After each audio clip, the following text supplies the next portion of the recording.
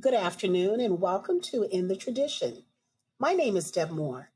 I have the pleasure of sharing a virtual hang with composer, band leader, trumpeter Theo Croker. And I do have to say, an incredibly beautiful spirit. This amazing band leader and his ensemble will be part of the extraordinary Atlanta Jazz Festival as the AJF celebrates 43 years. Theo, thank you for your time and thank you for joining our virtual hang. How are you? I'm very well. Thank you for having me, Deb.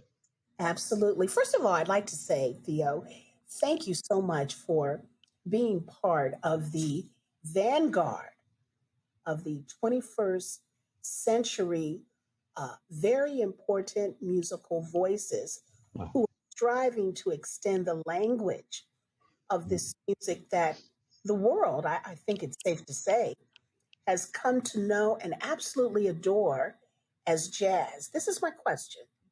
Where does your powerful curiosity and confidence, if you will, come from? I think that my powerful creativity and confidence and desire or tenaciousness to push things forward or explore. I think it's a cultural thing. I was raised that way. My tenaciousness was very encouraged. My explorations of all sorts of artistry and all sorts of culture was very much encouraged. And I think that that carried over into my artistry when I started to play music and explore music. That it was just felt natural to me to reach as far as possible and pull in as many different ideas as possible to kind of create my own eclectic, viewpoint or sonic viewpoint, so to speak. Well, you know what? You mentioned a second ago you were encouraged, and I'm going to safely assume that was by your mother and your father who was a civil rights activist, correct? Yeah, well, both of my parents were very much involved with the civil rights activism. They both worked in camps with Martin Luther King, with Malcolm X. My mother was a TA Mm. to John Henrik Clark at Hunter College Oh, for many years. So I did come from a household where you could, I guess the word now is awoke. yes, my, yes, well, my yes. parents were very, very hip to inform us or kind of raise me and my sibling to kind of know what's going on, even though, you're not given that type of information and education elsewhere. That's So beautiful. That's beautiful. You were very fortunate to, or you are fortunate to have two parents that have that type of consciousness absolutely. and such too. So kicking the can up the road, if you will, really does come natural to you. It's in your DNA. You could say that, yes. I accept that. Is there a particular train of thought that you want your audience to hear from your music? Yes, there are a few actually. I think what I try to convey is a lot of love and there's a lot of power in music, much more than just entertainment. And that's not to say it cannot be entertaining, but vibrations, sound is so ancient and so spiritual Oh, that absolutely. it's important that people it's important to me that people find a place of comfort in receiving those vibrations and transmissions, allowing that stuff to enter into their bodies and then enter into their souls and help raise up their daily life. And I thank you so much for that sonic vibe, energy that you're talking about. I've been reading about this wonderful China story, if you will, that Hmm. seems to have been extremely transformative for you. Was that experience what helped to set you in motion, so to speak? Because you're already in motion, but to help uh, set you in motion musically further up the road? I mean, it's certainly my experience in China was certainly one aspect that really gave me a lot of confidence in my career. I was so working so much and so in demand. You know, they say for musicians, you should get your 10,000 hours of experience in. Um, I definitely got 50,000 hours of experience and Mm, was playing and performing so much as a band leader, as a composer, a lot of deadlines very quickly. So I know that I found within myself the confidence to be like, hey, I can do this very well on a very high level. So that when I left and started to enter into the Western market, I found myself quite ahead of other people my age that hadn't had as much performance experience. mhm. Is that what propelled you then to, after surveying the landscape in terms of distribution, is that what propelled you to end up on a global platform, streaming platform like Tidal? No, actually, what got me there is my a chance meeting with the great Dee Dee Bridgewater while in China. So when she heard me in a rehearsal, and then of course we hung out afterwards because I was the only person of color in that band. Um, so of course I caught her attention, and she recognized me as being Doc Cheatham's grandson.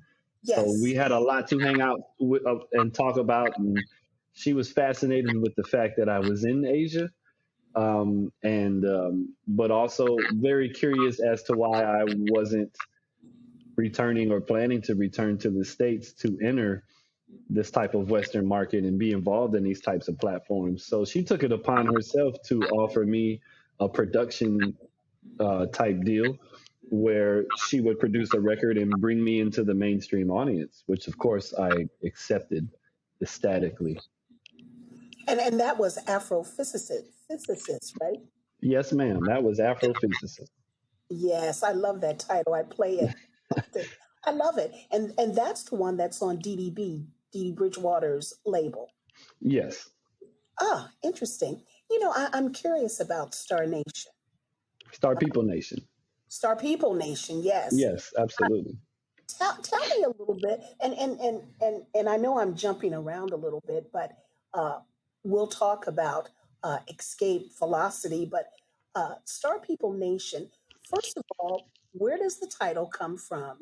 And talk to us about the official video that opens with the famed writer, sci-fi writer, Octavia Butler's quote. Yes. I love Okay. it. I love um, it. absolutely. Well, let me see. Star People Nation was an album that was meant to be, and still is, but it was really meant to for me to kind of see what I could do completely on my own, as a producer, um, and um, and really just start to put forward a concept where, as an instrumentalist, I was telling a story instead of songs. Here's this song, here's this song. It was more like I want to tell a whole story. So it was Mhm. my first kind of like concept record in that sense, where I would tell a story from start to finish and try to narrate through songs as an instrumentalist. Star People Nation itself, the title, comes from the concept of our origin in the stars, and the fact that everything in the universe is made from matter, stardust, et cetera, and those type of spiritual identities, and understanding our origins in Sirius B, and et cetera. Um, the video that came after the album, and was actually hugely inspired by Octavia Butler, because she's one of the greatest sci-fi writers, first of all, period. And the fact that she's a black woman writing in the time period that she did, it's so advanced and so overlooked, and I think so borrowed from in mainstream media, even if it's not publicly acknowledged. That we felt like that really fit the theme of Star People Nation in general, and just my whole trajectory as a creative. It's really beautiful that you honor Miss Butler. And as I said, I saw the video. The young lady in the video, Tulani, The is that young lady. Oh no, dance? that Talani was a manager and producer of the video. Yes, That's Dee Dee Bridgewater's daughter, correct? yes, her eldest daughter, who was managing me at the time. Yes. You know what? This album here, when I spoke with Dee Dee Bridgewater, I hope you can see it. Oh yeah. Yep. This album here, and you see the autograph that Dee Dee put on there. That's beautiful. Yeah, that's her handwriting. It's beautiful. She, this is her in the stomach. That's yeah. So in the stomach on that is China Moses, her second daughter. Oh, her second daughter. Okay, I thought Yep. that was her oldest one. Nope, that's her second daughter, whose father is Gilbert Moses. Actually, Oh, really? yes. Wonder. Oh, She's also a wonderful artist and singer and songwriter. would it be safe to say that jazz is your first love, or is hip hop your first love? I think if I'm to be completely honest, it would be safe to say that black music is my first love because the things I grew up listening to that I didn't know how to categorize or that later I was forced to categorize within institutions or society even. I grew up listening to Parliament Funkadelic, to Stevie Wonder, to Prince, Morris Day and the Time, Outkast, um, Roy Hargrove, Dizzy Gillespie, Duke Ellington. To take all these things and separate them, Miles Davis. To take all these things and separate them makes no sense to me when it's all coming out of the same tradition. James Brown. I mean, James Brown's musicians were people that wanted to play jazz, You're right. and James Brown was just he was just James Brown. So it's like I don't. The amazing James Yeah, Brown.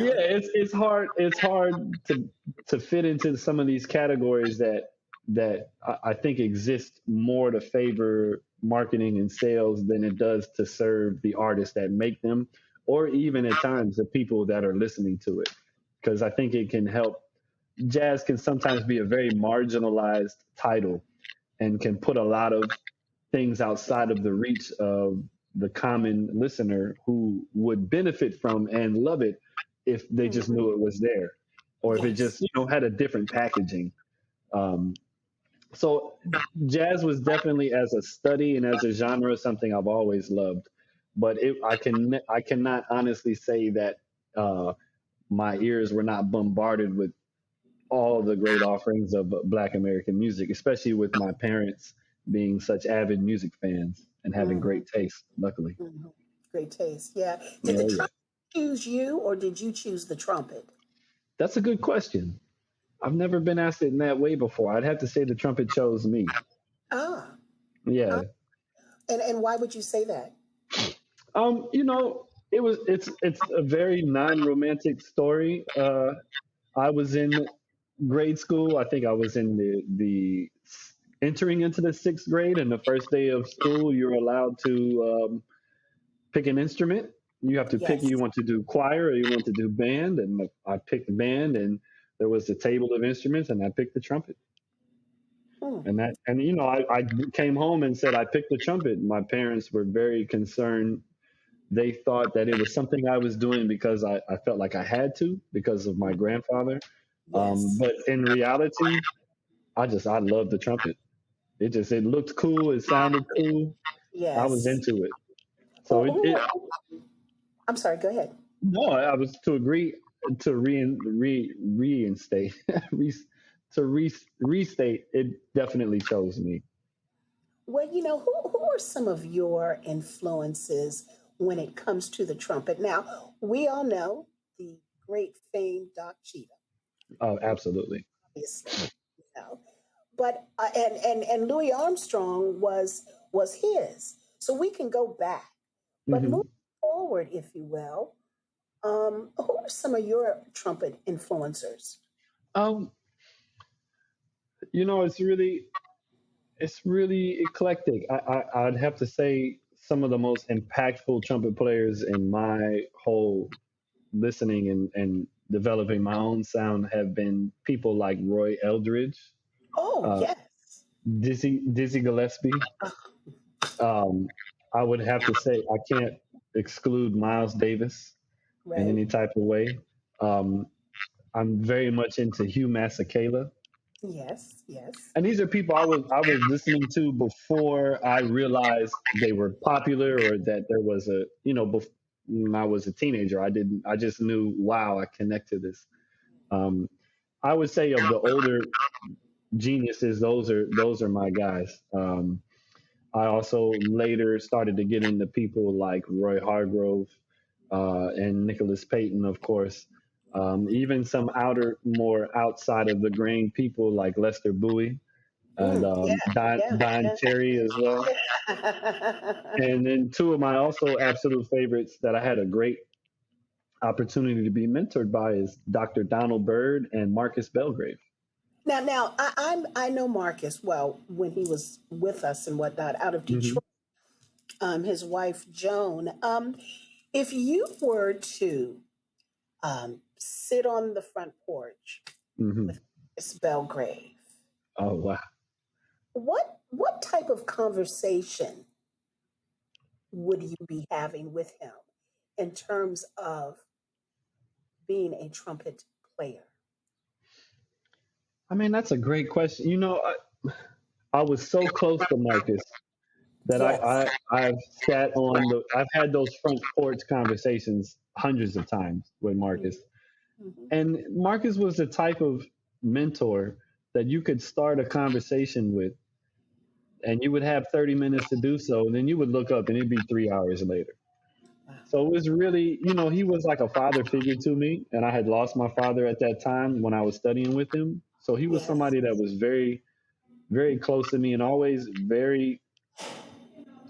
the conversations were always very, very informative, very real about life, about how to maneuver, how to have a healthy lifestyle and career playing Hmm. music, how to understand the difference between the artist side and the business side, which Mm. Marcus knew very well.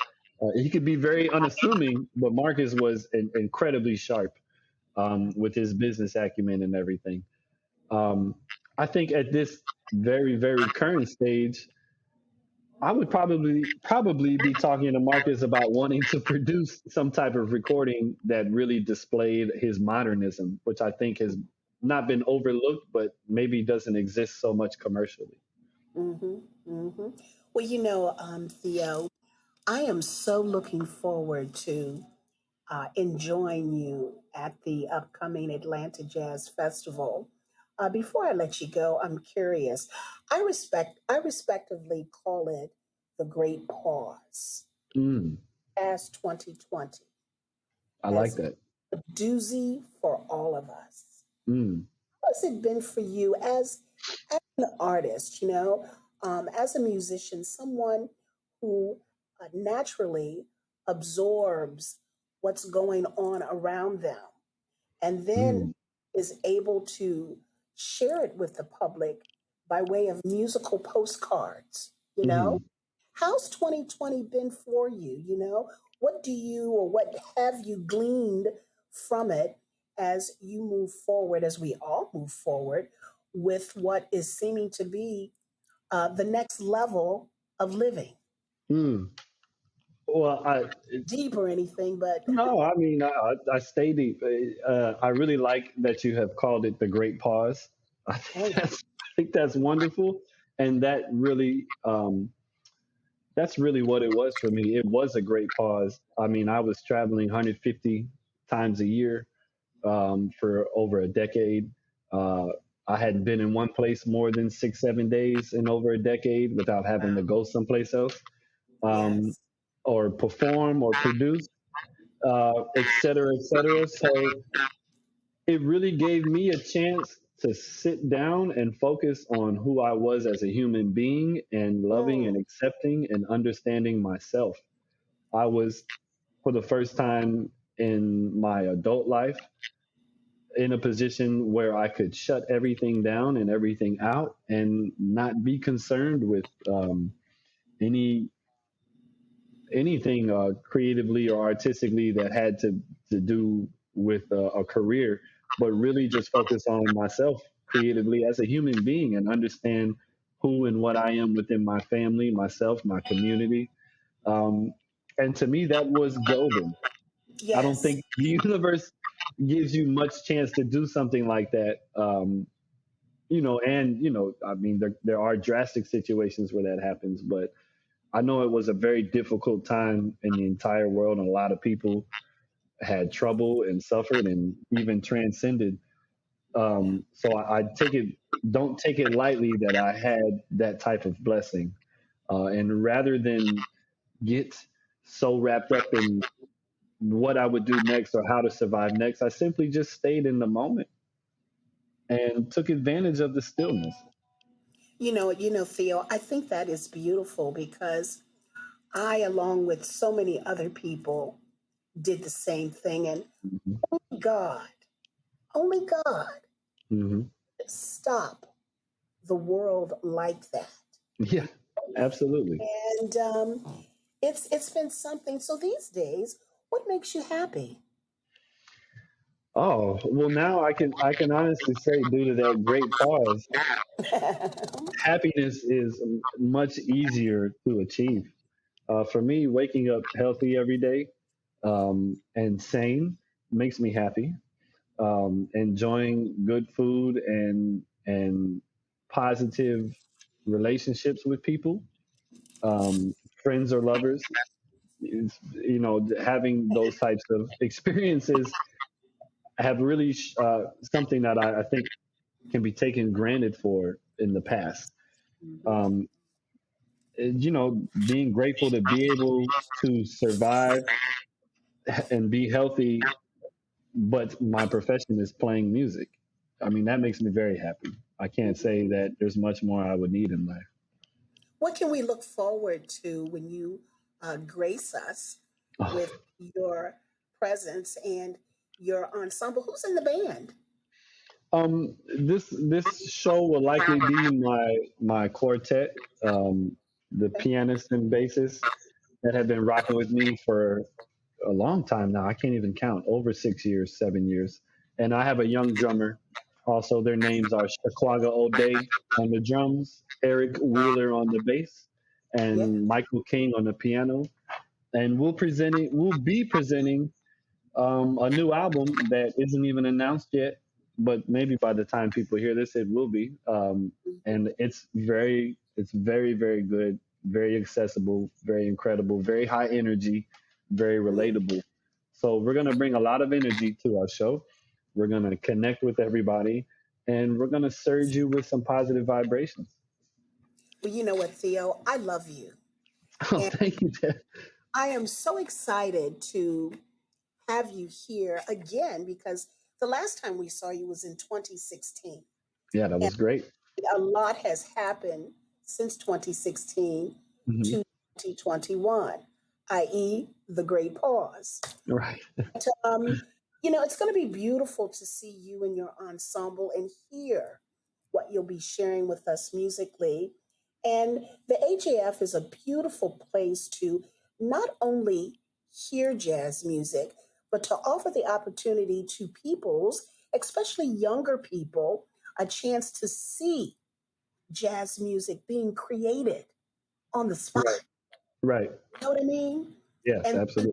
and that's a beautiful thing. I hope that I have an opportunity to uh, see you face to face, eyeball to eyeball, Likewise. and maybe talk longer, and or ask some other questions that I stayed up all night formatting. But Anytime, Deb.